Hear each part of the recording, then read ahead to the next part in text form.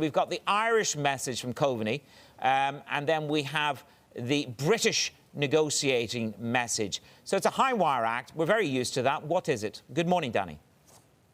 Good morning, Manus. Well, businesses are looking at what's happening. According to the chairman of the British Bondage Warehouse Association, a lot of these businesses thought by this point we would have a deal that means companies would be able to transition and not have to worry about the goods that they import. But as you say, the recent language, the UK saying they're not backing down despite the fact that two of the key advisors of Boris Johnson have left, means that we have this last-minute dash. So what companies are doing, there are two approaches they could take. One is something we've seen Harvey Nichols, for example, take, and to some extent Marks & Spencer's over the past week or so, and that's that they look for bondage storage space. What that means is they import these goods now, and then they pay customs duties on when they sell them, because the fear is if they try to import goods after the Brexit trade transition ends, they'll have to pay additional tariffs or additional paperwork, and that, of course, all means slowdowns for these companies. Another tactic that they can take and that they're trying to take is that if you bring it apart, like a car part, for example,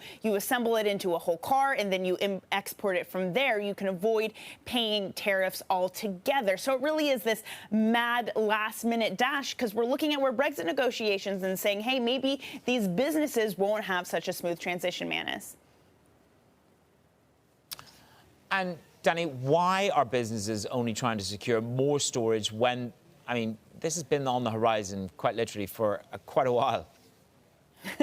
That is true, but I think when you have that luxury of time, you think that we would be further along in terms of achieving a trade deal at this point. And also to apply for the license from HMRC to have the sort of storage space, it takes 8 weeks, more or less. Manus, we're just 6 weeks out now until the end of the year. So it is certainly too late for a lot of the businesses if they're hoping to get storage space now, which I should say is already pretty full, given the boom in e-commerce means that a lot of the storage space is already taken up, Manus.